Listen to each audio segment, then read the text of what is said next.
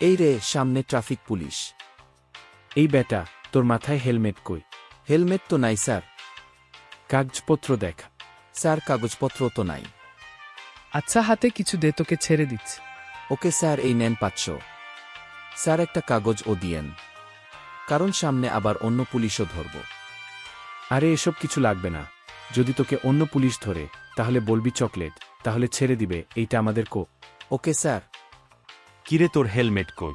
Sir, helmet তো নাই, কিন্তু চকলেট আছে। আচ্ছা ঠিক আছে, তুই যা। আরে সেই তো, আমারে আর আটকায় কে? আমি এখন পুলিশের কোড জানি। ইয়ে। কিরে, তোর হেলমেট কই? স্যার, হেলমেট কাগজপত্র কিছুই নাই।